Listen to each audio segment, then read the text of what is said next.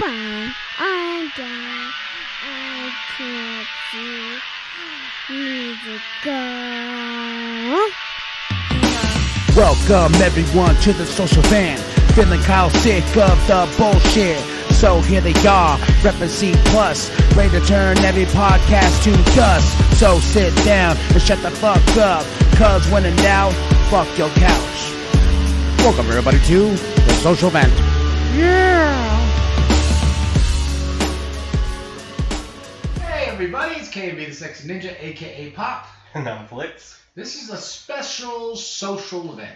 Being about as unsocial as we can be in this. Unsocial as we can be. We call it the antisocial event. Me and Flix are taking over for today and for next Saturday, a two-parter for one of our favorite movies. Should we watch any of the things that we did a while back? Pretty much all of them were at least two-parters.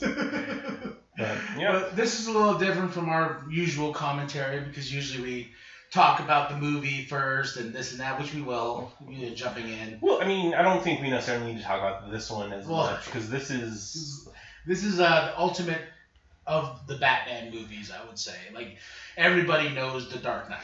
I would say it's the most popular. I wouldn't say it's the ultimate. We have debates on which ones we like the best, and we can talk about that.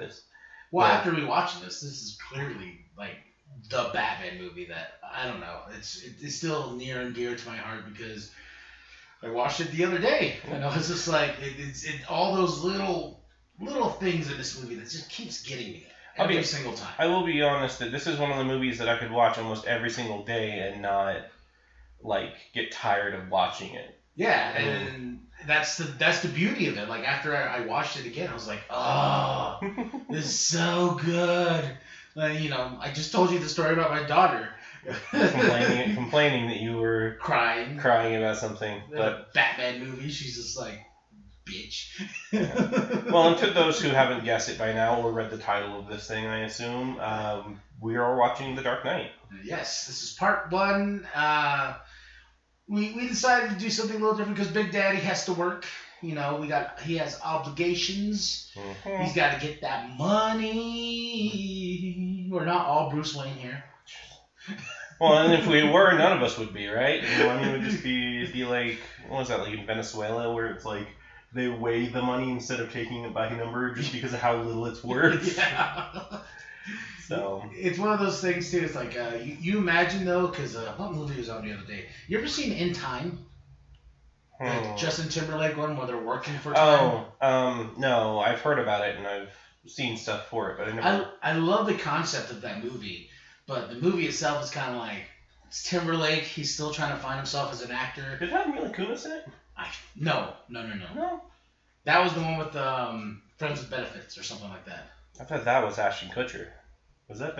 No, Ashton Kutcher was the one with No Strings Attached. Oh my gosh, Yes, No Strings Attached had Ashton Kutcher and Natalie Portman, and Friends with Benefits was Justin Timberlake and Mila Kunis. Because they're basically the same fucking movie. That is not the movie I was thinking of. Yes. I looked up Out of Time real quick, and it's a Denzel Washington movie. No, In Time. Oh, just In Time. Man, I watch a lot of movies. I mean, so do I, but... Well, just to break up, like, no. The relationship movie. I like No Strings Attached more with Ashton Kutcher and Natalie Portman. It's just because I have a little crush on Natalie Portman. Yeah, she is Padme. Yeah. See, the truth of it, I'll never have a crush on Natalie Portman just because of how much I love The Professional. Oh, and she's like 11. Damn it, why'd you put that in my head? Yeah, she's like 11 in that, and I'm like, I will never, that's creepy to, to me, I'm just... Oh, that movie's so good, too. It is! That's a movie we really need to do a commentary for. Yeah, Jean Reno's a really good actor. I was just looking at it the other day, because I do have it in my collection. Mm-hmm. Do you have it? No, I don't believe so. I cleared a lot of my stuff a while back because I had a lot of things digitally, and then that's one of the things I no longer have digitally. Well, you used to have a massive movie collection, like me. Yep. I still have a massive movie collection because I just refuse to get rid of any of my physical copies. Yeah, I have a couple of those CD cases full of movies, but That's a smart idea, but I think I'm too anal. No, and it's when it bothers me too, because there's certain movies I'll look for, and I'm like, I know I own this movie. Where the heck is this movie? But we're getting way off topic. We are going to start the movie. Yes, we'll cue you up on the 00 if you want to watch with us, or you just want to hear us talk about the movie. Yeah. Well, and like I said, I don't know how much we're actually going to talk about the movie, just out of. And we are starting. And now we're seeing the Warner Brothers, and I love Nolan's intro to his Batman movies, because the first one's with the actual bats that kind of make the bat symbol, and this is the same thing with the fire. Yep. And ice is in the third one, right? No, it's the buildings. It's looking up the buildings. Oh, okay. Yeah. No. With the intro, it's ice, right? That's why we were talking about Dark Knight Rises. Like that movie's, I love that movie, but I know this one more by heart than I do the Dark Knight Rises. Yeah, we were having a conversation beforehand where pretty much have figured out that like we don't know the Dark Knight Rises nearly as well as we know pretty much any other Batman. I know, we movie. had to actually fact check ourselves. We forgot what the guy who ends up being Robin's name was for the longest time until we actually looked it up, and I was like, wow, that is sad. Gosh, the camera work in this is great. The IMAX, and being one of the first actual directors to use IMAX shots. And I think that in Dark Knight Rises, that's where it kind of got weird for me, because remember, it was going back and forth between, like, this is an IMAX the aspect shot. ratios, yeah. Yeah. And this was like, And I can't believe it. It's so crazy. I'm just like, I was thinking about this. If Heath didn't die, what would this movie look like? Because he died before production was over. I thought he died after production was over, while they were doing post-production. And there was supposed to be more, because I remember hearing, like, in Dark Knight Rises, when Bane's at that jail, Joker was supposed to be in... And he's supposed to be one of the people he refused to let out. He's like, even he's too much for me. Oh, God, look at that smile. You can't trust that smile. But, no, and I honestly think that had Heath Ledger lived, he would have been in The Dark Knight Rises. Like, there's no way... Yeah, you have... In him saying, literally, I'm kind of jumping way ahead, but when he says... Me and you, we're destined to do this forever. It's like, it hits you right in the heart, because you're like, no, you're not. So, we were talking about, like, best Batman movies. Yes. And I know we're a little early in the movie to kind of get to that point, but seriously, my favorite, and I mean this with no joke, is Mask of the Phantasm. Oh, that's good. I watched that the other day. That's so good. Such a good Batman movie. And it's because it's a Bruce Wayne movie with Batman in it. Yeah. Which is what I think... Batman Begins? Yeah. And that's... Honestly, Batman Begins is a really good movie in that part as well. Then you watch Justice League. Yeah. You have some Batman, but it's mostly Bruce Wayne as Batman in Batcave. Yeah. When he's not being... Batman. And then that's like and that's unfortunate, because you give Ben Affleck some time to be Bruce Wayne, and it's fun and entertaining. But then you just pretty much the entire movie, both movies, all they had was him being Bruce Wayne as Batman in the Batcave. Yeah. I want him to be my accountant. If he's willing to bust out a shotgun and be like, you know who you're stealing from? The funny thing is, if you think about it, and the Joker's just like, I mean, I knew this was going to be like this, but do these people that are here know this? Because, like, you watch one of the accountants just shooting people and doing that, and you're like, I don't 100% know if I want to be part of this bank anymore. I wonder if that's part of, like, like, trying to sell, like, why do you need the bank here? And he's like, whoa, I'll show you how far I'll go to protect your buddy. You want your assets protected? He brings out this big shotgun. They're like, whoa. This is how we protect your assets here. Okay. And it's a great little comedy bit before, like, it was earlier when he goes, I think he's out, right? Where'd you learn to count? Just everyone getting knocked off. Yeah, I mean, it is one of the various smart things that Joker does, is where turns all these no-name all these no-name criminals against each other. The plan and all that money and no, I killed the bus driver. Oh yeah, we were also talking about this before. So obviously you guys don't hear any of the movie behind you, which sometimes we have it super quiet. This time it's muted, and we actually talked about the idea of maybe not even having subtitles because we've each watched this movie so many times. I'm trying to think because I put out a tweet. Because when I watched this the other day, and I was just like, and for the billionth time, I've lost count. And I told you this is my most seen movie in the theaters. 25 times? Yeah. Well, you worked at the theater too. Well, I worked at the theater too, so that helped. But that opening weekend, though, I bought a ticket for every single show. And you requested work off that entire weekend. I know, in advance, like a year. As soon as the date was announced, I was just like, I told my boss, Mr. Forbes, at the time, when I was like, here. He was like, when's this weekend? The Dark Knight. Imagine if COVID had hit that year. Oh God. And it just like you get moved back like, oh, I requested all that time off for nothing. Granted, the theater wouldn't be open, but yeah. The makeup too with the Joker, and it's so funny how much of this Joker has influenced looks in comic books, and how it influenced what's his name, Joaquin Phoenix. Going with that kind of goofy-esque, but still being crazy, and not the traditional red lips, green hair, dressed to the nines. So speaking of the comic books, that actually falls under the same kind of issue I have with the Batman stories being way too much about Batman necessarily, not Bruce Wayne at all. I know this isn't true, but even in the new series going on right now, Death Metal, it's not about Bruce Wayne at all. It's all about Batmen, all the Batmen. Very true, and I think what I really like about the Dark Knight trilogy itself is Nolan was really invested in Bruce, and when Batman Begins, you feel for him in those little moments when Wayne Manor's on fire, and they go down, and he's like, "It's all my fault, Alfred," and this and that, and he goes, it's not your fault. He goes, you still haven't given up on me, right? He goes, never. You're like, I'm here for Bruce. I'm rooting for Bruce. Well, and it's the better part of it was even earlier in the movie when he was just like, if it's my choice, I'll tear it down brick by brick. Yeah. And then in the end, he's like, I'm gonna rebuild it brick for brick. Yeah. And you're like, oh. Yeah, there's a lot. And then when he finds his dad's stethoscope, and you're just like, and I think that is my, it's the only version of Thomas Wayne we really got. True.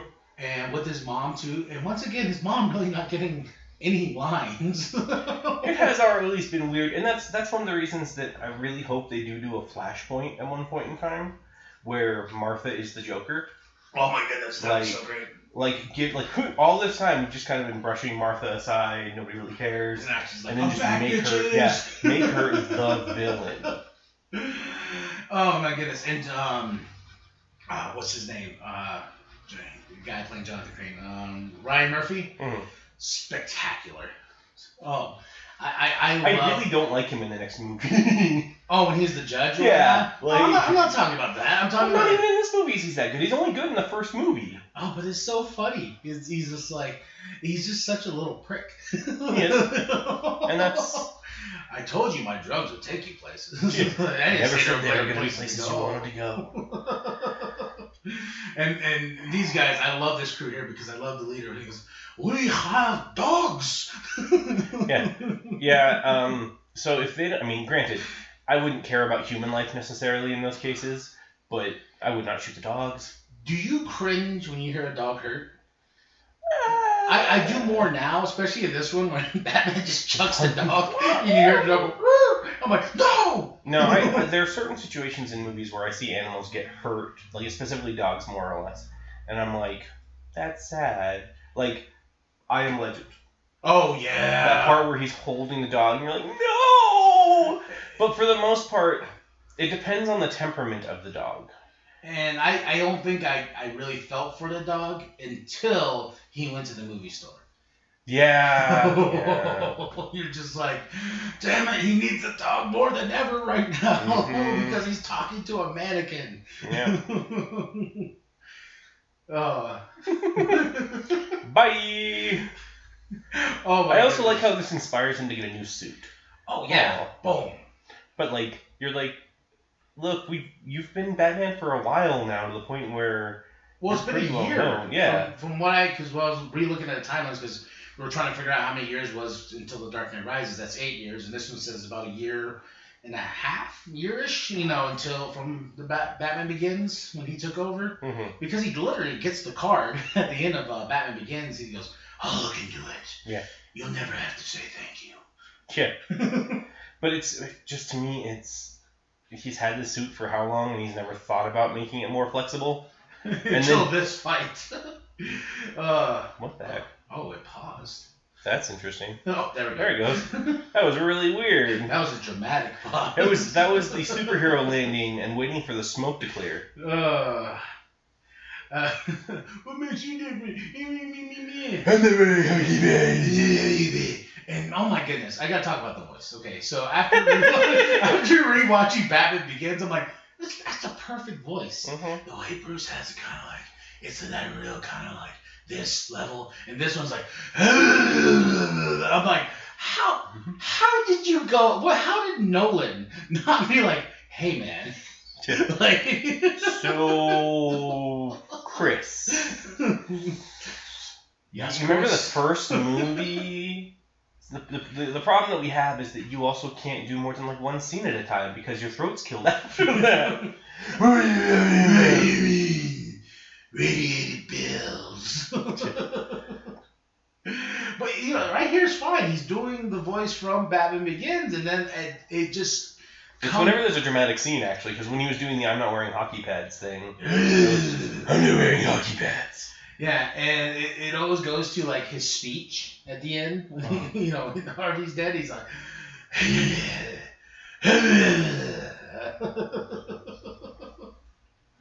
And I love too how the continuation of Wayne Manor's still being built, and now he's in a penthouse. It's a nice penthouse though. He's not in the penthouse though. Oh yeah. Did you know for the longest time right here where it says Wayne Enterprises, there was a copy of this movie I saw that never showed that. Yeah, I can't remember for the life of me where I saw it, but I've known it now.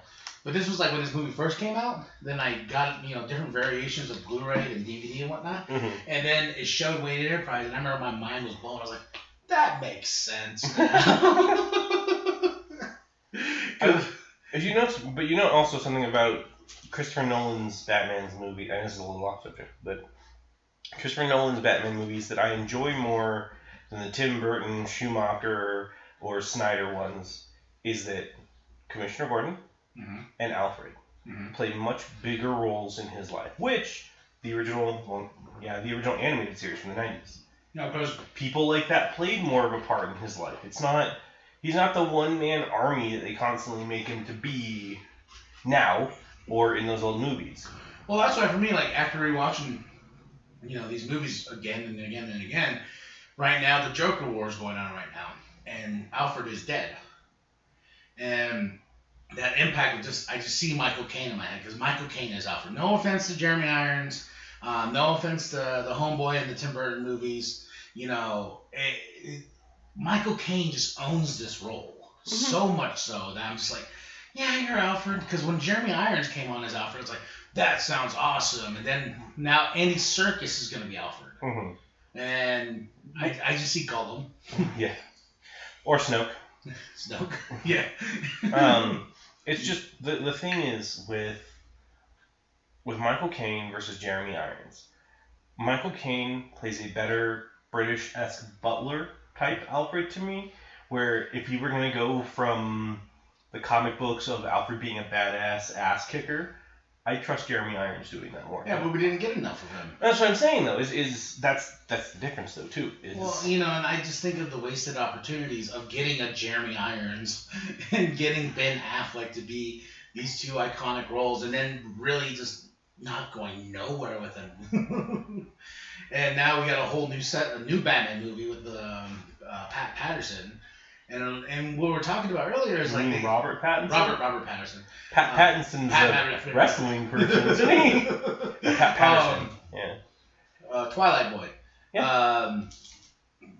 They said that this movie is supposed to be adapting The Long Halloween, but we were talking about this one with Falcone and this and that, and a lot of The Long Halloween's in The Dark Knight and a little bit of The Dark Knight Rises. So where Nolan got his source material from, with Batman Begins taking a lot from Frank Miller's Year One. Mm-hmm. So I will also to the writing of this, and something that this one does that none of the other ones do. Mm-hmm. They spread stories out. Yeah. Like, you look at a lot of superhero movies now. Not Zack Snyder spread them out, but... What are you talking about? No, like, we're talking about fleshing out stories. There's certain movies that can flesh out stories. So, like, Zack Snyder had to have the ultimate cut, which is 3 hours to tell one full story. No. This movie, I think I know what you're talking about, or am I not? You were talking about The Long Halloween. I was talking about the fact that this movie kind of just tells one solid, like all three of the movies kind of tell a solid overarching thing about Batman's life, where then you go to the next Batman movie after this trilogy, which is Batman vs. Superman, and they try to combine The Dark Knight Rises, the death of Superman, like so many big storylines that needed to have their own movies, where these movies space things out well enough that you're not, like, and a lot of it's original. Except for like what happened to Harvey Dent. But let's look at it this way. First movie, what happens? Batman is made. Scarecrow tries to destroy the place with the League of Assassins kind of being the background. Yeah, Ra's al Ghul. Yeah. This movie, Joker shows up. Harvey Two-Face. Mm-hmm. Not much beyond that. And the next movie happens. We have the League back, and Bane showing up with Talia. And that's where things get a little mixed up. Is you have Bane show up and Talia doing stuff, then the whole weird thing with Robin and the city becoming its own area, and Ra's being tied back in. Yeah, where that one's a little more... I think that movie's much more complex than it should have been. Where with this one and the one before, they're very straightforward stories. Then you cut to Snyder's. Any of Snyder's, honestly. But specifically BVS. He starts it out in kind of a The Dark Knight Returns sort of way.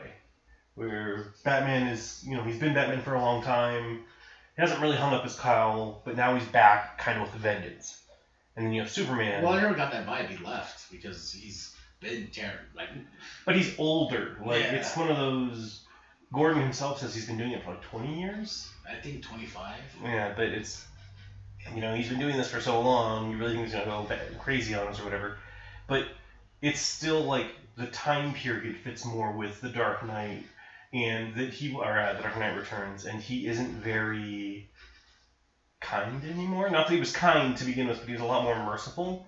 And now we have this Batman just murdering everybody. Well, you remember when BVS was announced, and they were like, "Oh yeah, this is an older Batman." I was like, "Oh my goodness, thank you. Maybe that's some good storytelling right there. You got a vet Batman, this and that. That is pretty darn cool." Then we see it, we're like, "Huh? So you're telling me no other superheroes were established in his whole 25 or 20-year reign, and we're barely, Well, see, that's okay. So that has been our problem with some superhero universes, is like the Arrowverse. I know you don't really watch much into that one, or didn't really, but with Flash, Flash is one of the first metahumans. Mm-hmm.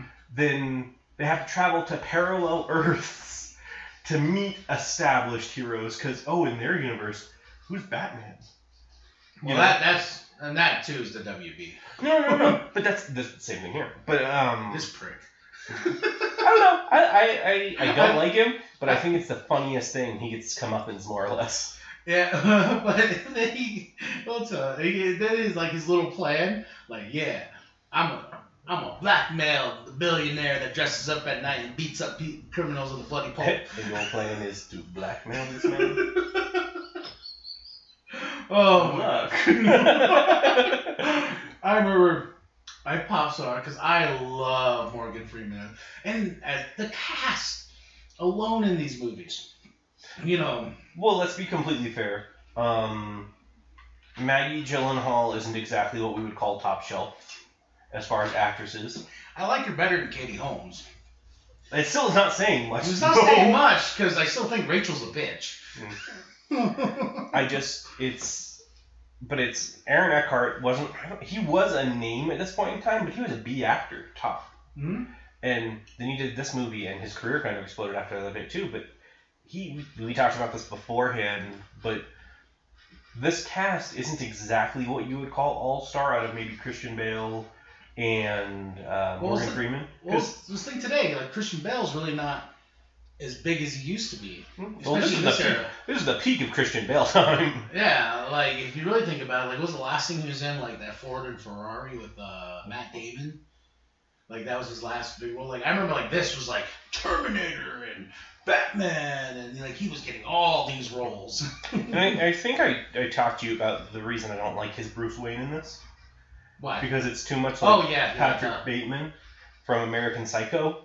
That's why I have a. But why? Because he has to be this arrogant asshole of like the billionaire, and what's so funny is he's a little bit more subtle at being the kind of asshole billionaire in Batman Begins. Then you kind of get a big flip in this one where he's kind of like an egomaniac. He's so flamboyantly evil as not evil, but like sinister in a feel you get. Oh, I'm just gonna abduct the entire Russian ballet on my trip to go here. Oh, well, that was Alfred's plan. No, that was Bruce's plan. That was Alfred's plan. Alfred's like, hey, there's the ballet. I thought he said you're gonna need a cover, and he goes, I've got that figured out. Alfred said that. Oh, either way, it still doesn't help his character as being Bruce Wayne.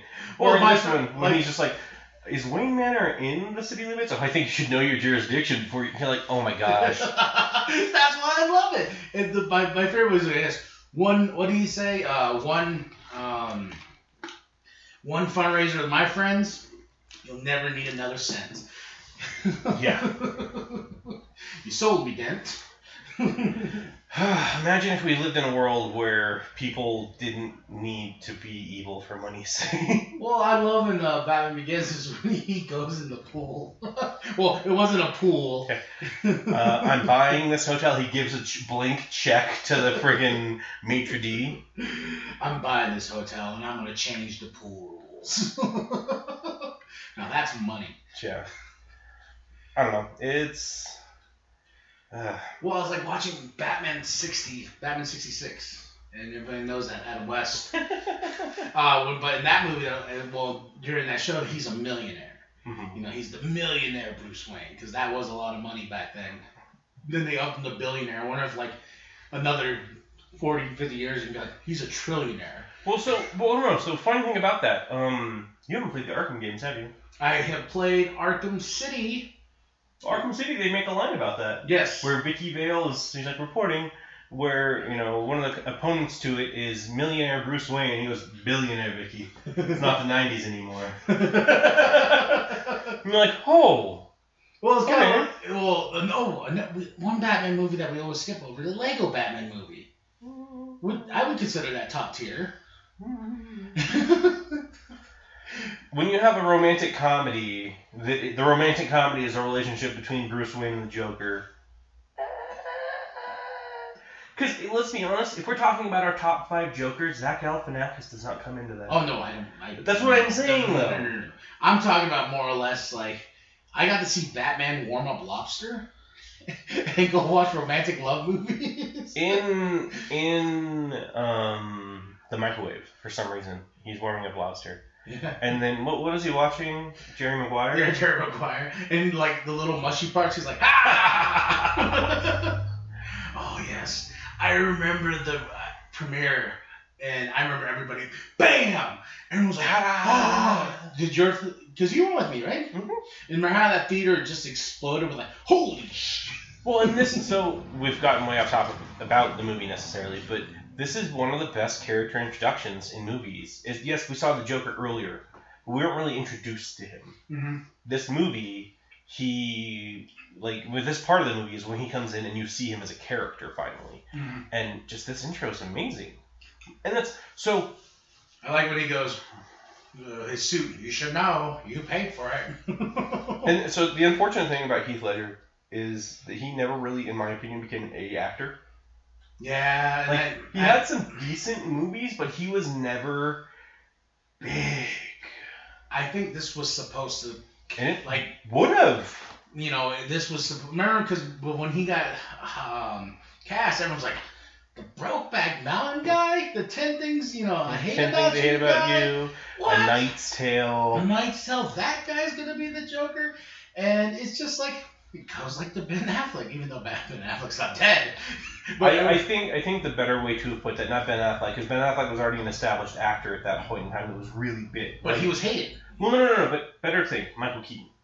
If you're going to talk about someone... Well, that is true, because, like, Mr. Mom... Yeah. Like, Beetlejuice? Mr. Mom? Like, is going to be Batman? And he then... wasn't a huge actor at that point. And then that movie happened, and people are like, oh my gosh, Michael Keaton's a good actor. Do you know what, okay, do you remember this Michael Keaton movie, Multiplicity? Where he clones himself? Yeah, it's the one where he has a bunch of clones of himself. And yeah. I just saw the trailer for that. I was like, I remember this movie, but I don't want to remember this movie. Speaking of old movies,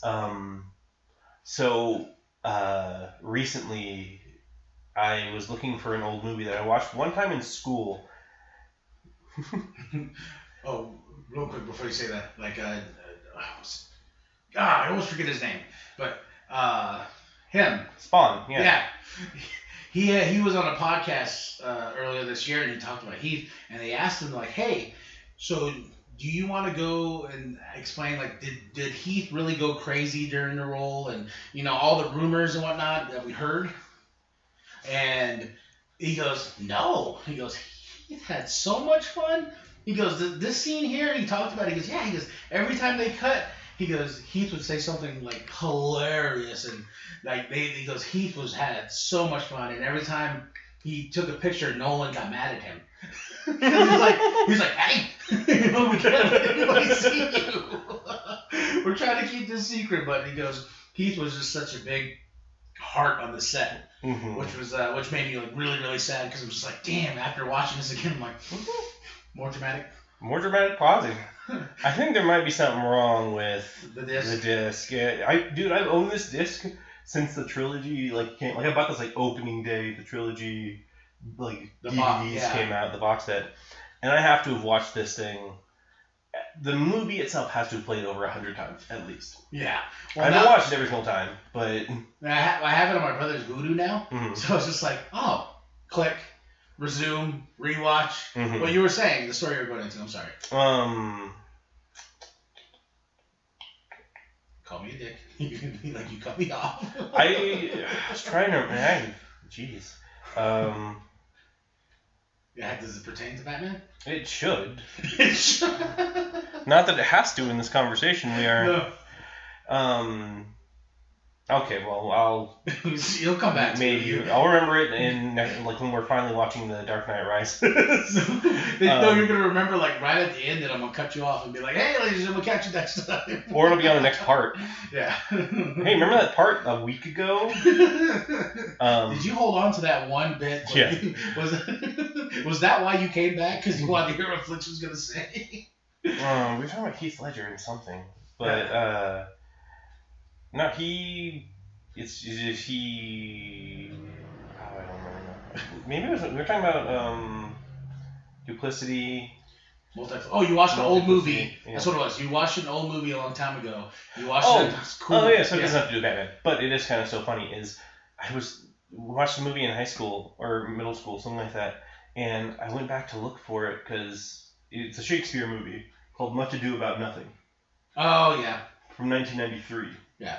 You know? I know the movie. Then Joss Whedon did a remake of it ish. Like yeah. No. But the premise of it is the 1993 was directed by Kenneth Branagh. The guy who did Thor. Yeah. And the actors in that movie for a Shakespearean movie, Kenneth Branagh makes sense. Denzel Washington. Oh, okay. Keanu Reeves. Okay. Oh man. Kate Okay. And I think it was like the first movie with Kate Beckinsale. Yeah. And you look through the cast, and this is the most star-studded Shakespearean movie I've ever seen. But I was watching it, and I love Denzel Washington to death. Yes. Like, he is an amazing actor. There's not really many things I've ever watched where I've just gone, eh. Like, one of my favorite thriller movies is Fallen. Oh, yeah. But I'm now thinking of all the great Denzel Washington exactly, movies. there's a lot. But just in Much Ado About Nothing, when he's speaking in iambic pentameter, and he still has his Denzel Washington voice and his I don't think idiosms. He doesn't use any of his idiosms, but he doesn't have a different accent. Like he's trying to do kind of a British accent, but he still sounds like he does in Training Day. So you're like, King Kong ain't got shit on me. But you're watching this Shakespearean movie with Denzel, who still does an amazing job. It's just listening to him talk. Was that one based in like the actual time? Yeah. Like like old, because I remember the Much Ado About Nothing. The Josh Joplin was a modern take on it. Had Clark Gregg from Agents of S.H.I.E.L.D. I like how that's what he's known for. It's also weird though when you think about it too, that actors being tied to a specific movie. Mm-hmm. Like there's certain actors that if you said it, most people would probably think of one movie, but a lot of other people would think of other movies. Like Patrick Stewart. Picard. Wow. Well, maybe not Picard, but just the character of Picard. Yeah. But also Professor X. Like he has a range of a couple things he's done. I don't know. McAvoy took the Professor X away. From, no, for me personally, I like how you got. Oh hell no. Well, and it's after when you even with the time when you took First Class versus Logan. Oh, Professor X from Logan all the way. Professor X and Logan's a different story because that's I see McAvoy in Patrick Stewart because then I go back to McAvoy in Days of Futures Past where he's he's like, I'm gonna give up my mind reading powers and I want to walk. That's no. Especially because he's in the comic books, he's a strong enough telepath and telekinetic that he can make himself walk. Yeah. He could live a normal life if he wanted to. I think the undertone of that story in the Days of Future Past was drugs. Yeah, we're in the 70s. We need drugs. So how can we do it? Well, he needs to walk. And we'll make Beast look normal again. Yeah, which I always found, I love that movie, but I always found it weird when they kept on going back and forth. When he's like, I'm Beast, I'm not Beast, I'm Beast. And I'm like, just stay Beast. That's the Beast I've always known. But the problem with that to me is that when you see Kelsey Grammer in... At the end? No. Well, when you see Kelsey Grammer in X3, full blue, not ashamed of it at all. He makes a comment about, well, you can hide your abilities. Some of us still shed. He says that, and then you're like, okay, so he's slightly resentful for being blue, but at the same time, he's accepted it and moved on. And then you watch these ones, and he's like, I want to be human.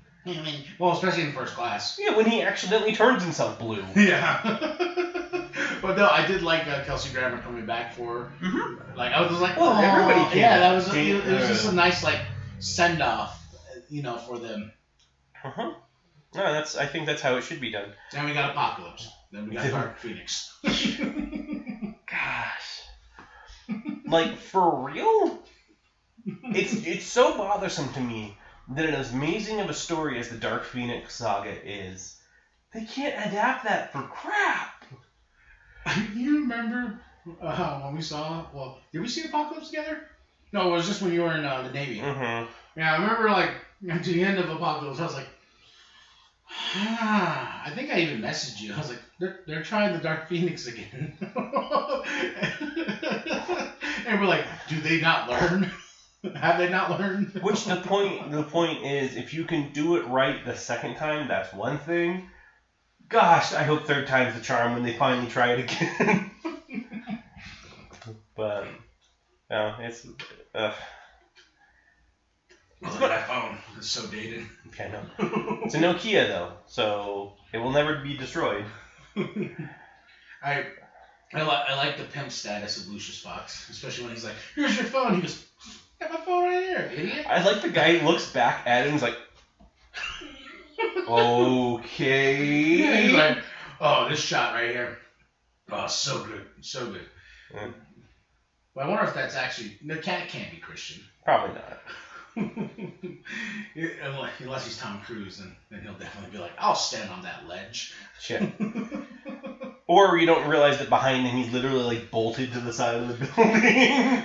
Can you imagine like Bale's like, I'm afraid of heights, and Nolan's like, well, there is a part in this movie where you are on a... It would be the second movie too. Yeah. Like, there's a part in the next movie that you're going to actually be. You're going to have you hanging off the side of a building for a sec. What? I told you I don't like heights. Well, you're not a good Batman then. Would that be the funniest thing if we found out that like that Henry Cavill was afraid of heights? Like you're Superman. You know you actually go to space, right? Look, just because I played the character doesn't mean I am. I was just thinking. Well, that's another character. Would you bundle him up like in Henry Cavill years from now? Like, oh, that was the guy that played Superman. Because so what? I mean, I guess he's played The Witcher more recently, but really. And then he was that other. He was the character in Mission Impossible. You know what movie I forgot he was in? That Man from U.N.C.L.E. Oh yeah. He's the main character, isn't he? Yeah, I haven't seen that movie, but someone brought it up. I was like, oh yeah, that was a movie. Well, and I feel like that's probably something that's going to be tied to him for a long time. But no, sorry. I was going to say, we were talking about Henry Cavill being afraid of heights. If Jason Momoa was afraid of water. Hey guys, I can't swim. No, you know what's funny? That would explain the crappy effects in that movie. Oh, like when he like does that weird little back. Well, when it has like we were talking about how the movie itself looked like there was like a thick glass of water in front of it, but everyone else was just hanging up suspended, and it looked super fake, which it was. But imagine that granted, I know he's not, but it's gonna be funny if that was actually Zach C. Yeah. I'd be like, you know what, Zach? You talked a lot of shit on that last podcast about how you're not using Josh's scenes. Let's see Josh's Aquaman go into the water real quick. Yeah. But no, like, it's, I don't know. To me, it's just, that'd be funny if Jason Momoa was afraid of water. I love right here where if you really think about it, the Joker just always just been right. And I know a squealer when I see one. Well, now, to be fair, he did get taken halfway around the world. Yeah. Batman, he doesn't have jurisdiction. This is cool. I remember I was like, oh, that's smart. Like the way Nolan was like, I want to be real. Yeah. By the way, can we like actually do this? I don't know, Nolan. We're doing it. But you think about how illegal all of this is, and how that plane would probably be shot down. Yeah. Like, there's no, oh, cool, a plane just flew right over the top of a bunch of buildings in a major city. But they flew under the radar. It doesn't matter. People saw it. We scrambled the jets. We blew that fucker up. I wonder how much he paid off all those dudes. Like, hey, you don't know nothing. You don't know nothing. Well, I mean, you don't know nothing. It depends on how. I mean, it was probably incognito. Well, what did he do? Like, when he swam to the boat, swam to the plane, he's like, don't look at my face. He's got a scuba, like, he jumped off the side of the boat, he put a scuba mask right on, just... There you go. Hold on. We need to know where we're going. Hold on, I'm trying to get something on. Yeah. Just took me to the bath. You're going to be doing it later anyway. He just comes out of the water and just has the cowl on. And then, like, on his shirt it says Bruce. Yeah. Wayne monogram. That's why, like, in the first Batman Begins, I just love when he's living that criminal life. And he's like, I'm no thief. Well, you tell the guy that you're stealing this from. It's like Wayne Industry on the box. Well, and then immediately late, like, after that scene when he's in solitary... Liam Neeson's just like, yes, Mr. Wayne. He's like, how do you know that? It's like, look at you! Yeah, he goes, what did he say? It's like the world's far too small for someone like Bruce Wayne to disappear. Well, he disappeared, though. From everyone except for the League. And I like how Alfred took all his money. Well, so something to this scene specifically. the first time I watched this, when she walked in there to talk to all of them and walked back, I thought something was going to have happened in the time that she walked away and came back. I thought so too. And then you're just like, oh, it's totally, okay. The Rico case. Good. So someone else who's never going to be specifically tied to one movie, I don't think, is going to be Gary Oldman. Man, no, there's too many roles under that belt for Mr. Gary Oldman. Mm-hmm. And talking about The Professional. Yep. It's just that weird little where he's biting on the pills and snapping his neck and whatnot. Everyone. And then The Fifth Element. I really liked him in The Fifth Element. Yeah. Oh yeah, and that weird when he bleeds, it just so creepy. Because of the darkness. Like in this, I love his Gordon. Like no offense to J.K. Simmons. J.K. Simmons, because we really didn't get that much J.K. Simmons Gordon to begin with. Which was funny because one of the most hype things that came out of that movie, how buff he got, was like him in the gym just getting ripped, and you're like, dang, what is Gordon gonna do in this movie? And then he's in for one scene. I hope though, because I know we've had debates over the Snyder Cut. I hope he gets a little bit more screen time. Oh. Like we get a little more Gordon, because he did if I went to make myself that buff for a role, and then you go see the movie, you're like, where's my shirtless scene? Where I'm supposed to that's how we get introduced to Batgirl, is that something happens in our house, she walks up and I'm just wearing a towel going, what is it, sweetie?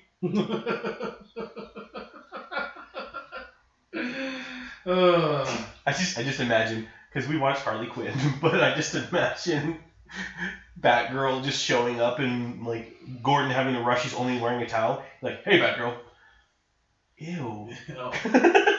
That relationship, everyone needs to watch Harley Quinn.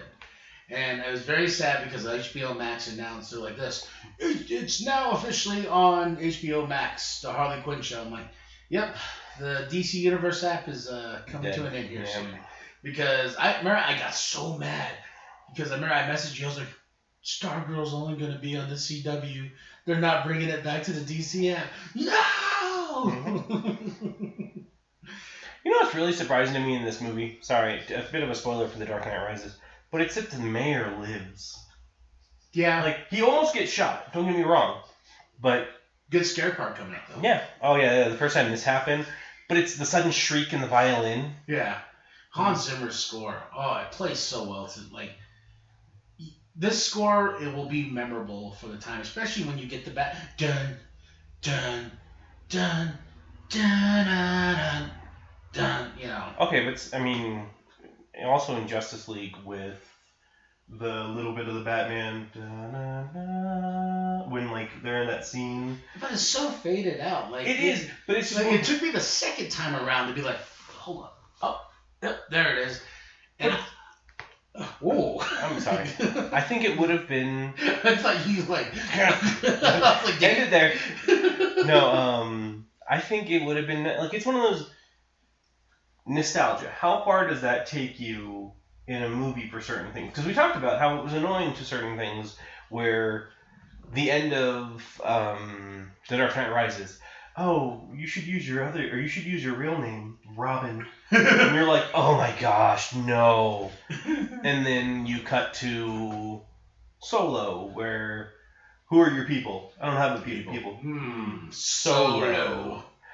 And you're just like, so we're adding these things to kind of give a nostalgic twinge, but does that help or detract from the movie?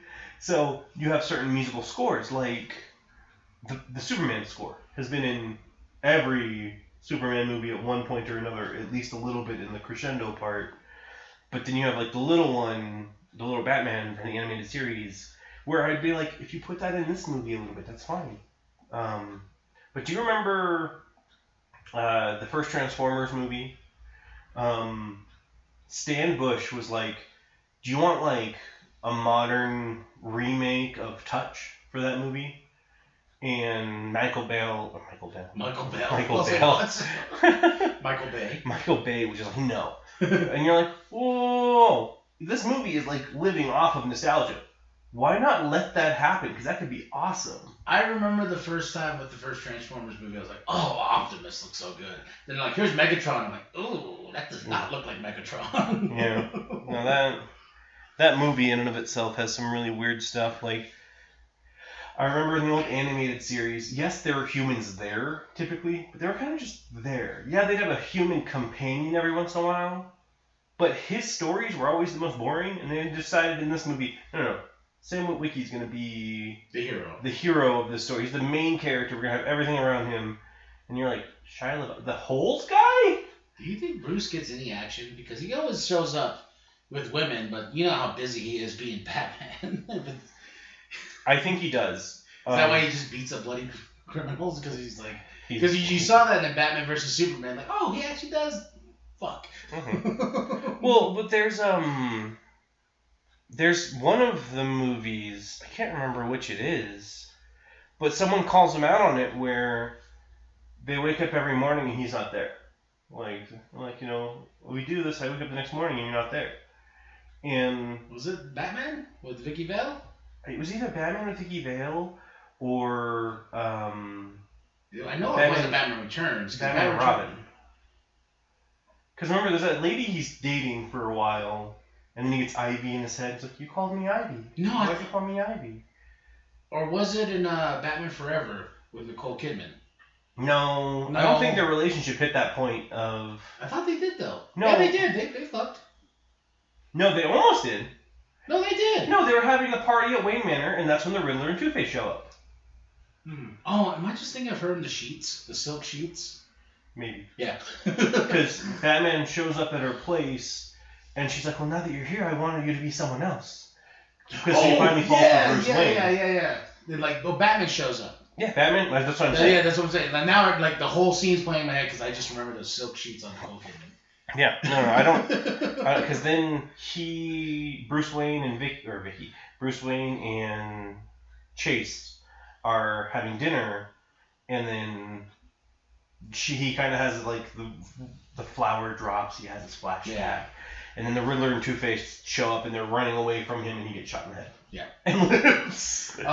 So going back, it was a little while ago before this, with Rachel, another bitch moment where she just jumps to this automatic conclusion every time when she pulls Bruce out to the balcony, and she's just like, I know what you're doing. You're trying to embarrass her. He's like, whoa, no, I'm not. Like... And like, honestly, if anything, I think he's trying to stop him from being corrupted. Yeah. Then, like in the Russian ballet one, I don't understand Rachel's face now. She goes this, unbelievable. I'm like, well, you know he's Batman, so you know. Also, he literally brings you the person that you need by taking away your evening. She's like, she's probably like, he intentionally did it to Harley. Yeah. Or to Harvey. That's her whole point of this. She's just like, oh, you're just jealous. Yo, you're just doing. I'm like, well, he did give you Lau. Yeah. I don't know. Rachel's character is one of those ones. Like, after watching Batman Begins, I'm like, I don't want you to be with her. I know we get the note thing that I really, like, clinch onto. I mean, I'd still, by the end of The Dark Knight Rises, I don't want her to be a Selena either. Yeah. Like, she makes one okay move, and the rest of that, she's just conceited. And crazy. Yeah. But I love, too, with these movies, is, like, Gordon's rise in ranks. Mm-hmm. I always thought that was really cool. Because he started out as Officer Gordon, then became Detective Gordon, then became Commissioner Gordon. Well, Lieutenant. Right? Sorry. Is that how it goes? Like, it's like Officer, Lieutenant, then Detective? I don't know. Whatever he is right now. Yeah. Because... I think he's Lieutenant. No. So it is... you see him as Officer Gordon when he puts the coat on Bruce's shoulder. He's Detective Gordon by the time Batman Begins. Yeah. And then he's Lieutenant Gordon by the end of Batman Begins. And then he becomes Commissioner during this. Yes. He was great. He was a good commissioner, though. He's such an asshole. He was more absolute of the law. Yeah. Where Gordon lets Batman break some stuff. I love that so much because he's like, we have no time. I'm going to choke him out. Oh, my goodness. I also like how these officers watch her blow up and are like, Well, they were part of it. Were they though? Yeah, they were the dirty cops. I get that vibe. You don't get that vibe? I mean, I don't get that directly. Like, at least with Ramirez and Warts, him, they, okay. But at least with them, you get called out. These guys are dirty cops. We have figured that out. With those two, you just see them driving away at the lady that's exploded, and you're like, well, if that's the thing, just shoot her in the face. Like, it's gotta be dramatic though, because the cards and everything. Harvey, where's Harvey? I just love this. He's grabbing like food. his shrimp cocktail, and then he grabs the drink. You know. Like nothing's He grabbed it so hard that everything fell out of it.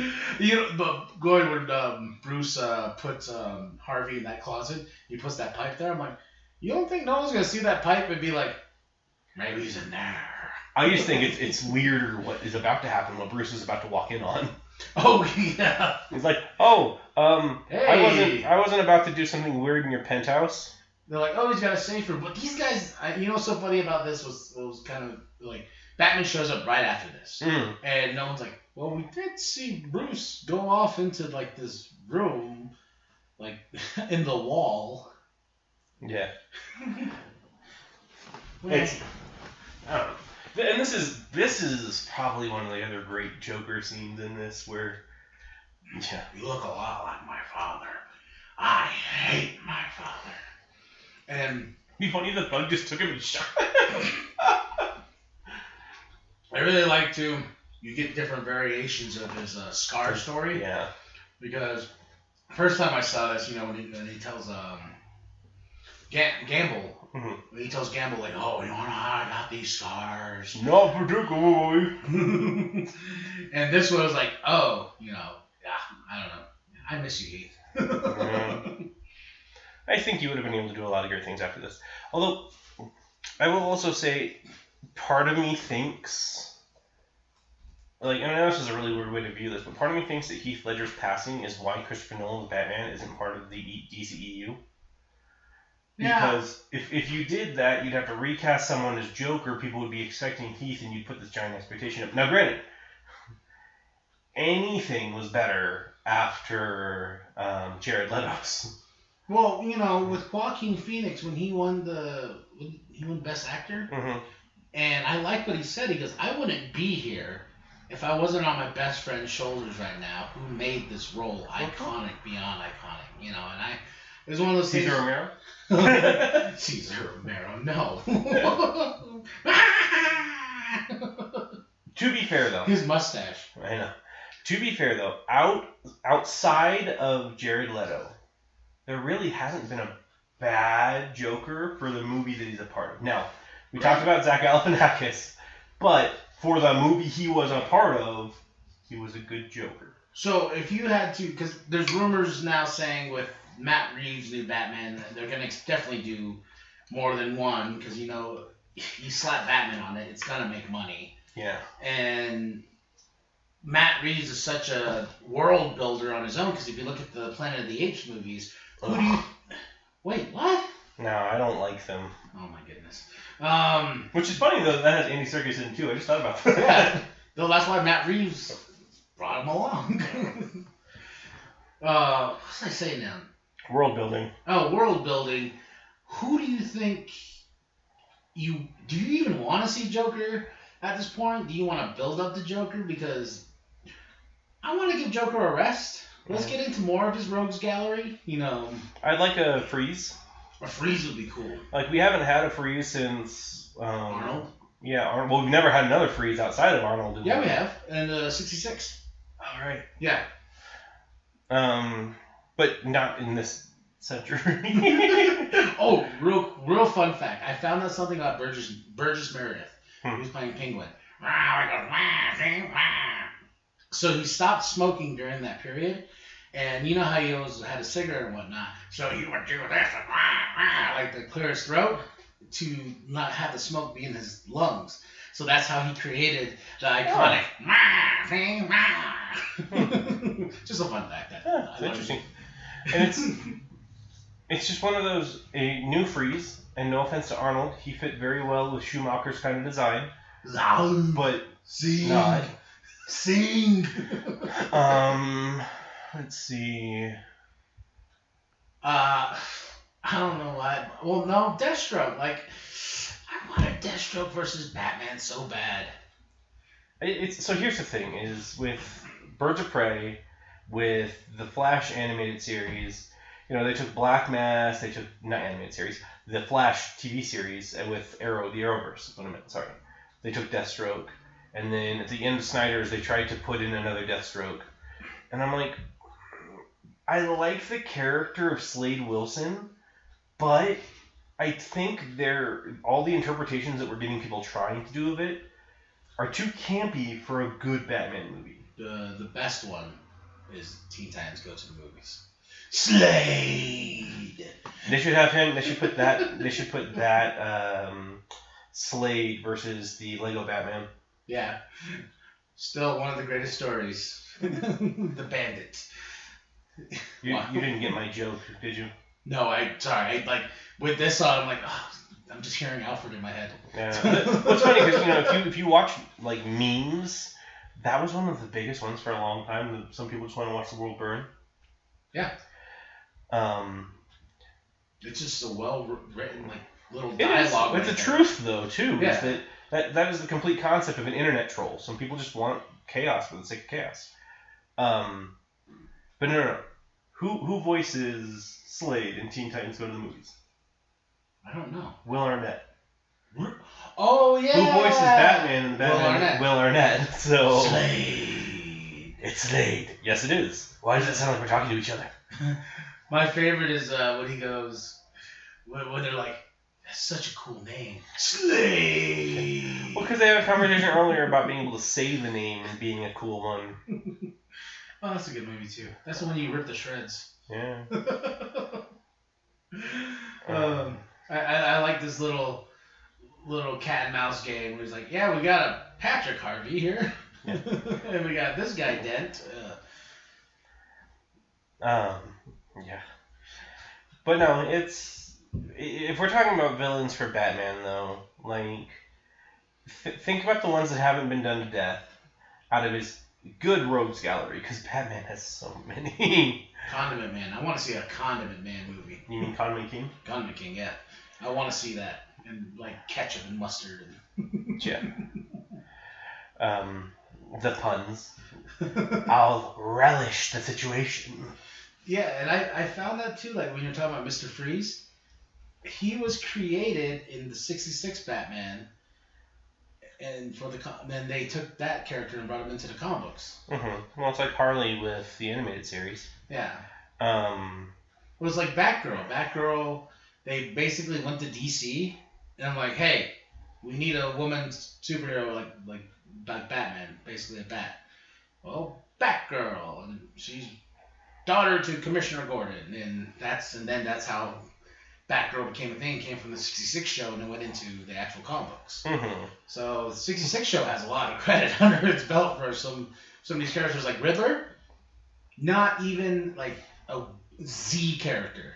Mm-hmm. And then if you look at what they did in the show with the green and the question mark and whatnot, the comic books artists really like that look, and now he's a top tier rogue gallery villain. Well, not top tier is a bit of a strong term. Well, look at him in Harley Quinn. Oh gosh, he got ripped. He just wait. Why are you back on the hamster wheel? Oh, I'm just doing it to work out. Look at my calves.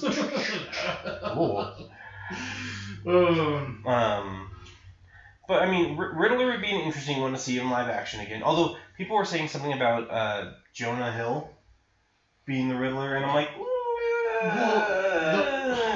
who is playing Penguin? Colin. It's driving me crazy. Farrell? Yeah, Colin Farrell's gonna be the Penguin. What? Yeah.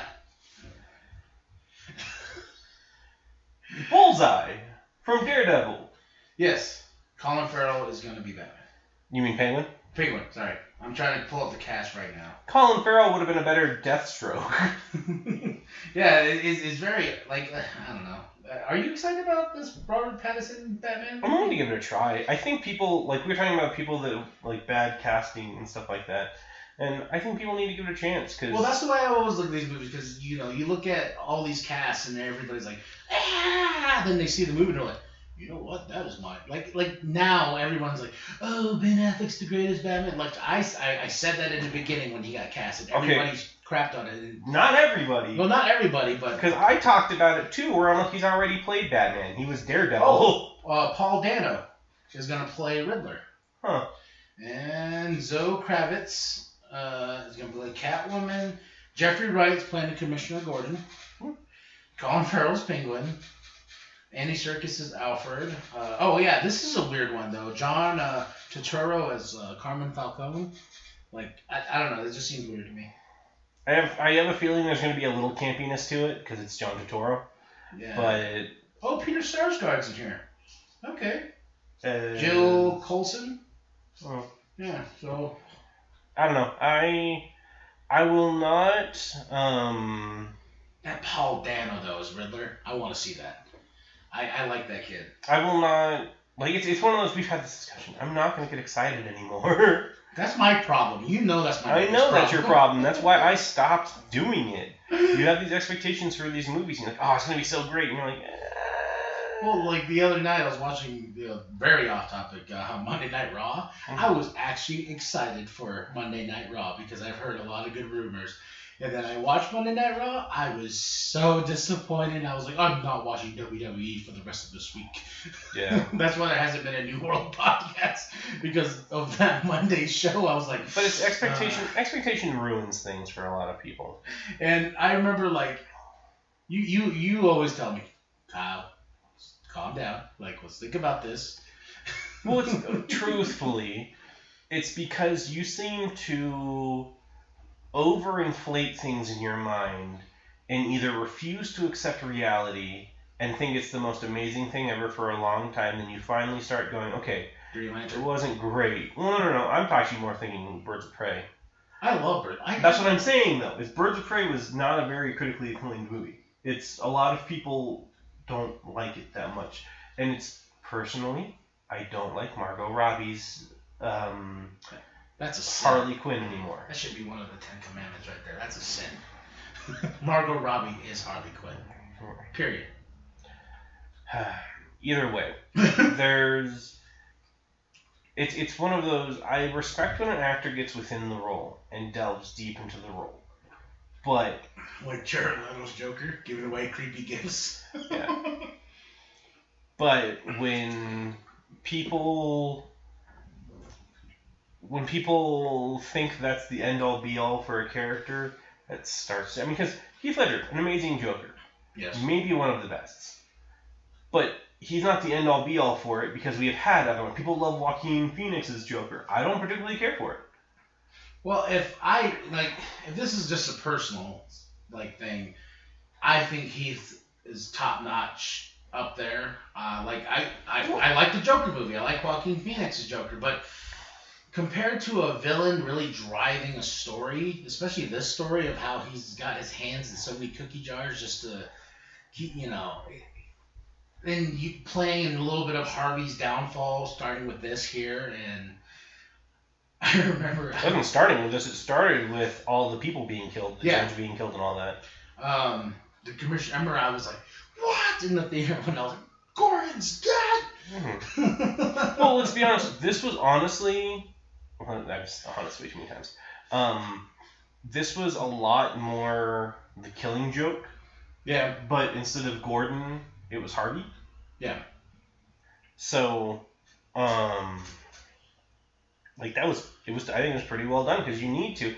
The Joker doesn't really have to be a huge part of this entire thing for it to work out because it's more about the psychological damage that Harvey Dent's going through.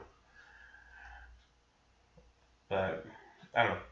I also think it's funny that he's strapped onto that in the back of the ambulance.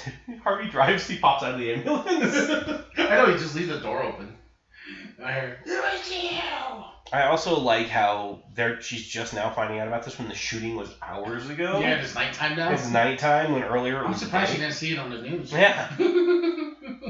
We'll hold it until she finds out. We can't. This was a live broadcast thing. I think she probably already saw it on the news. Hmm. Yeah, alright, okay, so I was looking up something because it was bothering me. So we were talking about Heath dying. Heath accidentally overdosed on prescription drugs January 22nd, 2008, during the editing of The Dark Knight, and midway through shooting for his final movie. The Imaginarium. Yeah. That's what I'm saying, though. I said that he didn't die. He died after the movie. They were doing the press tour when he passed away. So I know that it was just during editing. But I know that affected the editing, though, because they're kind of like, well... I mean, I don't think so. I think it more affected the writing for the planned sequel. Oh, I love this scene. I think the part after this when he drops Yeah. the dude come on, from one professional to another. Yeah. This ball won't kill me. I'm counting on it. What? I would have been like, I spoke too soon. I would have rather died than breaking both my legs. Well, which is weird, though, because you don't see him do much about it. His legs have to have been broken. Yeah. But you see him walking around after. Well, you see him in the car later. I was thinking about that, too. You see him in the car later.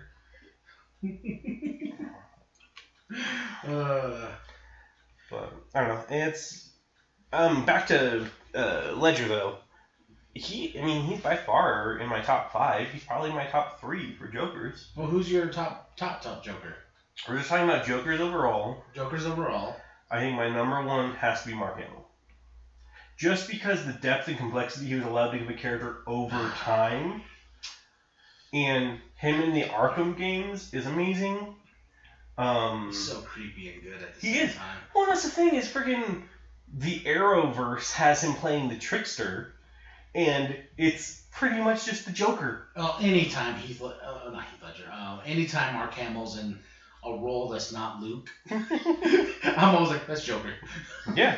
Like in Chuck, like the Child's Play movie, when everyone's like, he's gonna be Chucky, and I was like, I'm just gonna hear the Joker. But it's because he does such a good job of it. Like his range does it. And in the animated series, in the beginning, the Joker was kind of a one-note character in the animated series, but eventually he was given depth and complexity, and you got to do it.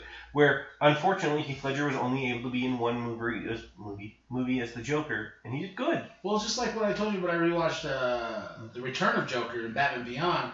Oh, just his...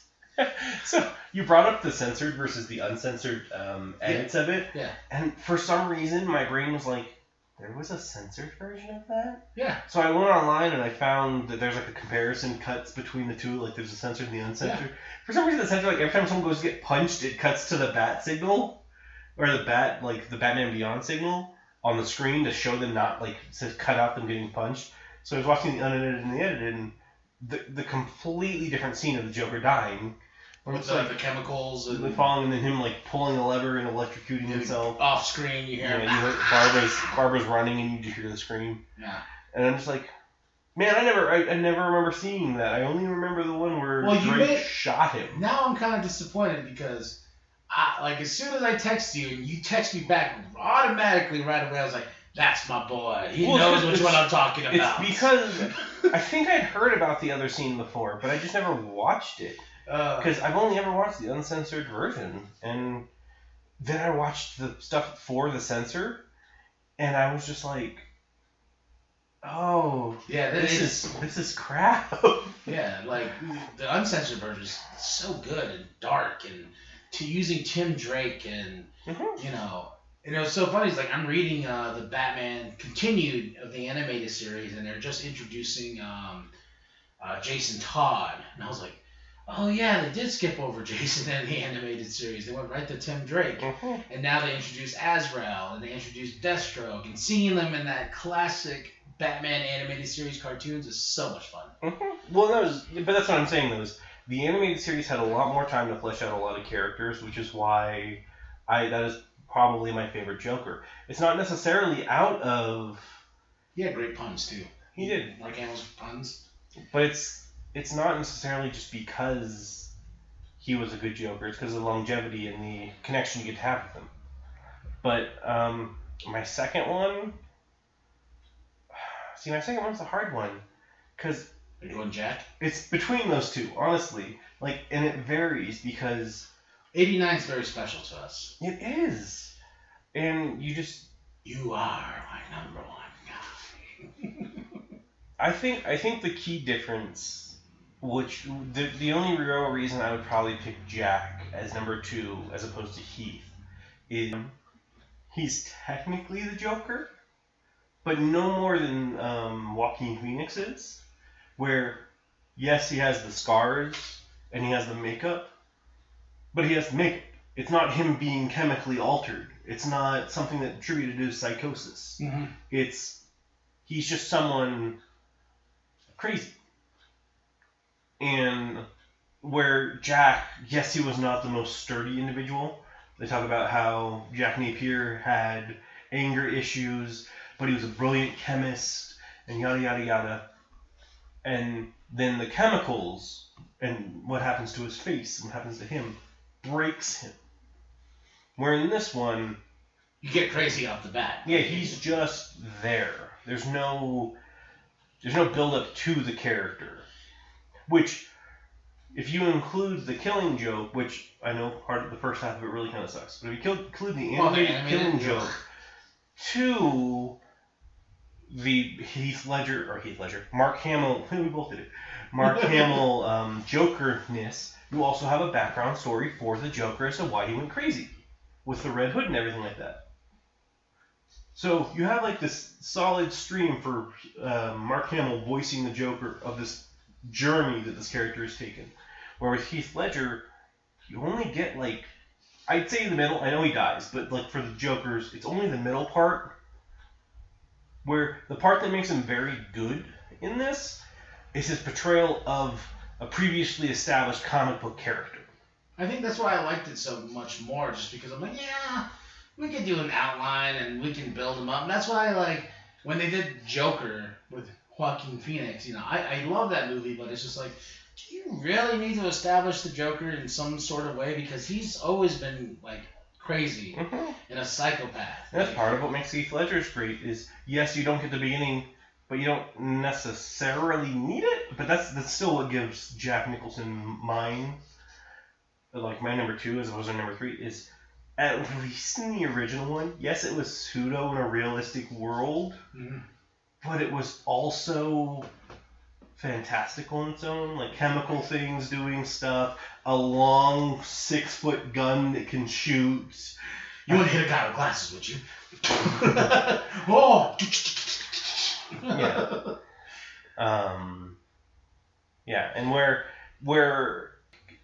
a pseudo failing of this movie series, this trilogy, is how realistic they try to make it. Yeah, I don't think that line will fly today. No more dead cops. Yeah. Oh, jeez, that's not... I know, I'm sorry. Right when I saw it, I was like, ugh. Jeez, dude, that was a little in that case. little bad, like that. But I like the fact where he's like, I am Batman, and Bale has it look like, oh, I was gonna do it. But I also like how it's so believable to everyone, too. They're not like, we knew it! Yeah. But it's just with how realistic they try to make it, I think it's sort of a failing to where would this have started? Had to have been the early 2000s, where they try to tie these fantastical worlds into the real world to give some immersion, but it takes away from the story. Like Daredevil. I love Daredevil to death, which is probably a very controversial thought. Like character or the movie? Movie. I love the movie too. It's so 2000s. Yeah. But great soundtrack, great action, good soundtrack, good acting too. Dude, Michael Clarke Duncan is still my kingpin. I love Vincent D'Onofrio, but Michael Clarke Duncan. But it's failing in a sense is trying to pseudo be realistic, but at the same time. You have these fantastical elements. Bullseye never really gets explained. Yeah. I like when he kills the old lady with the peanuts. Yeah. More peanuts, please. He's such a dick too. He's like, I killed her, but But they still have that little bit of fantasticalness to it. Yeah. And then they get, like, after that, they start being real hard, like, real life. Yeah. You know, I know that you like Superman Returns. Yes. But they try to make it too realistic at some point. Where you're like, it's Superman. This story's not supposed to be real. Which is so weird you brought that up, because that's what we talked about last week. But it's if you want immersion in their movies, they need to not make them about something that's supposed to be fantastical. Like, you know, watching BVS. The Man of Steel is supposed to be very realistic-esque. And then you go to Batman versus BVS. And you're like, okay, well, now we have a bunch of super-powered heroes in existence. Are we just accepting the fact that nobody who has superpowers has become evil? Yeah. Like... There's not... Yeah. Everyone who has powers is a good person to this point in time. Well, it's kind of crazy when you look at superheroes in general and how they kind of create the outline of villains. And... Well, and then before we leave what I was saying about the hero, Lex Luthor even has a metahuman thesis that more metahumans, like Superman, is going to invite more metahumans to exist. And you're like, oh, okay, you need to literally create a thesis to... Is that bring in these superheroes? To make it so, this is why more superheroes are popping up is because of this. Well, that's why I think Marvel cinematically has done it so well, because they know it's a comic book movie, and you don't have to go over in depth like, we have a Guardians of the Galaxy thesis of why, you know. Yeah. Well, no, and it's you know, their timeline doesn't exactly make sense because Captain Marvel kind of throws everything into a loop, but we'll stay away from that topic. But you go to Iron Man. Iron Man tries to be realistic, sort of. I would say to an extent of doing it much more well than others. Mm-hmm. I wouldn't argue that. I would say they really try to not be realistic when they don't need to. I mean, the entire icing thing. Obadiah's getting dropped from pretty much, like, upper atmosphere and surviving somehow. Like, and even Rhodes being like, oh, you invented a flying superhero suit. Cool. Like, yeah. How does that not bother you more? But it's because of the universe. And you have Thor show up, and obviously Thor's thing is fantastical, and it's supposed to be. Yeah. But he gets sent to being human, which is when it's supposed to be somewhat realistic. But still one of my favorite scenes in that movie is when he tries to lift the hammer and denied. And you're like, oh. Well, and then I think you also that scene cuts to Odin in the Odin sleep crying. Yeah. And you're like, oh, he wants him to succeed, but he knows he's not ready yet. With this scene right here, real quick, sorry for cutting you off. It's all good. But with this scene, I remember like watching behind the scenes and how they did a lot of this, and a lot of it's real and whatnot. They also use models.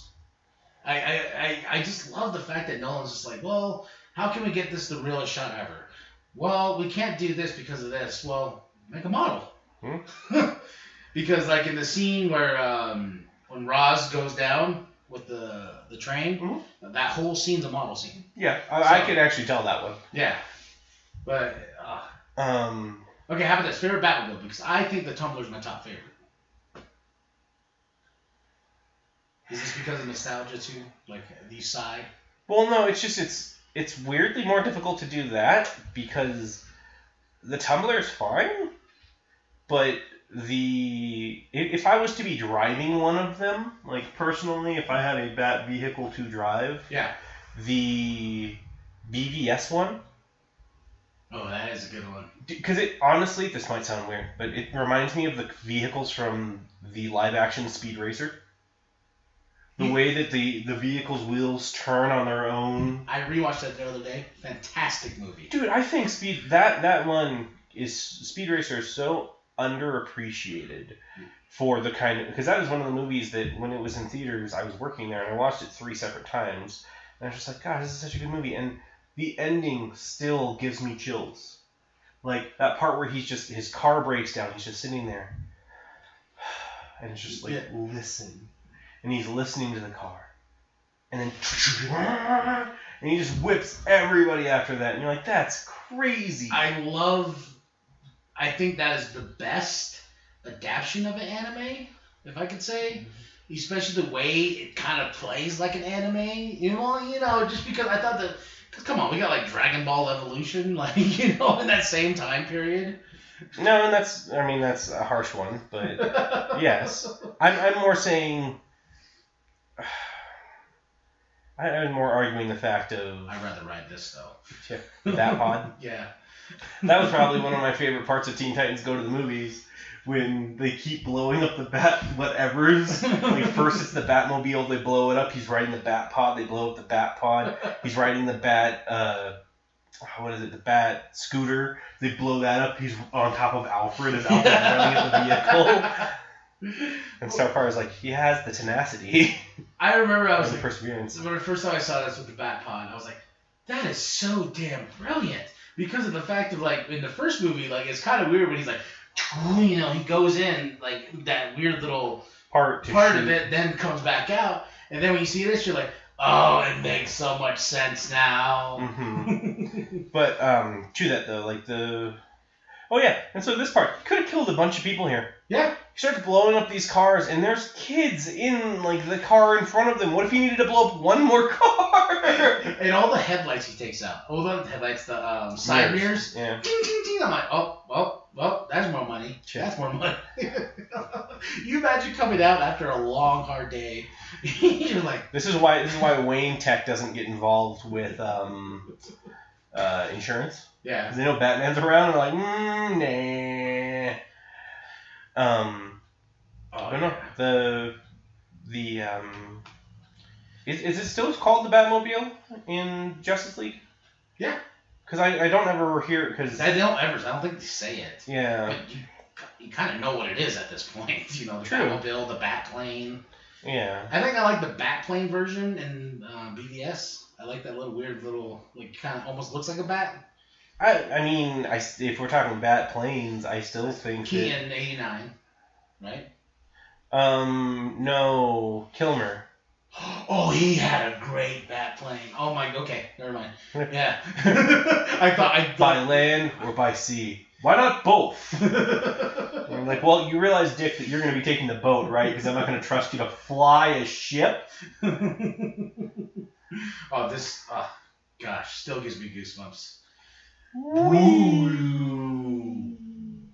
So, Nolan, in this scene, you want us to flip a semi?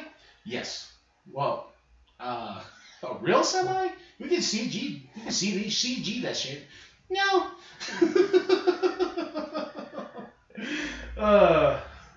This is so great because I think he ad-libbed some of this with the gun, like trying to get up. Mm-hmm. But yeah, no, I would still probably say Justice League's Batmobile. I would say that would be my second. I still have a special place in my heart for the Tumbler. I like the gull-wing doors it has that like go up. Oh yeah.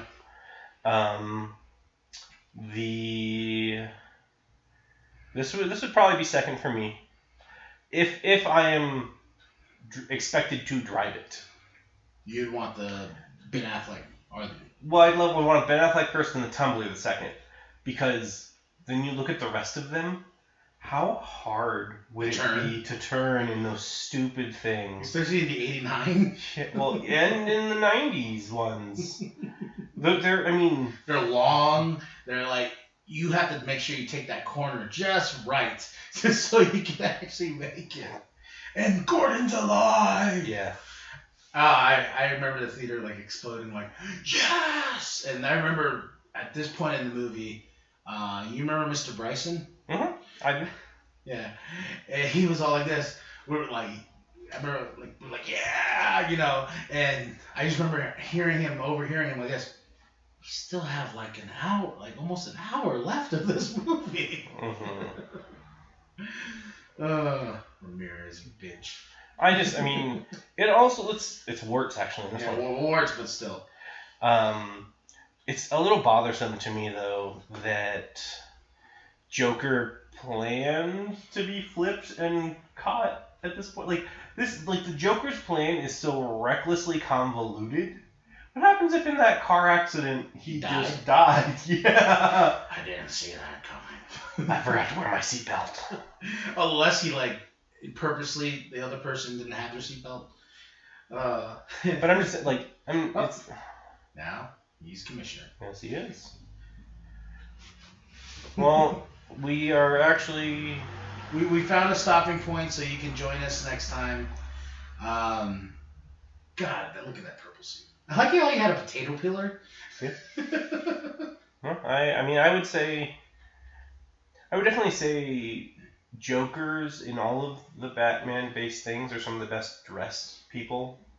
Yeah. Like, it's funny because people make fun of it with like Dumb and Dumber where they're wearing that blue and orange, and you're like, oh, that's such a stupid thing to not have a normal color. But like purple, dark purple, looks really good in a suit like that. Yeah. There's our boy. He's applauding the end of our stuff. Yep. So Heath has clapped for us for our great commentary, great talking. So he just paused it right when he finished his clapping. Yes, so that's the pausing point. You can join us next week. We'll start from there. But man, this movie, like now I want to go home and rewatch. Yeah. Well, we'll get into it more on our next one, but for right now, I think this is a good podcast. Like it's a lengthy one. What's our time? we're at about an hour and a half. Hour and a half? Yeah. Well, I hope you had fun. This is something very different from all the other commentaries. I know. I'm involved. Wait a minute. Oh, sorry. I thought you meant this is different from the other social events that you were doing. Yeah. Sorry, I was. Well, you don't go out. Yeah. There's a reason for it. But before we get too far into anything else, but thank you guys for joining us. I am Pops. And wait. Oh. I was like, why do you do that every time? I don't know. Like, let me lead. Well, okay, so here's the problem. Is I don't always want you to always lead. I won't be able to lead sometimes. Lead then. Yes, lead, Flex, lead. Oh my gosh. Either way, this is Flix. This is KMB The Sexy Ninja, a.k.a. Pop. Join us next Saturday. Oh, before we go, shutter.com/podcast. Use special promo code C+CPLUS, and you'll get 30 free days on us. Go check out our merch at TeePublic. I hope you enjoyed. I hope you'll come back next Saturday for part 2 of the Dark Knight commentary. Thank you, ladies and gentlemen. And when in doubt, fuck your couch. Mean it.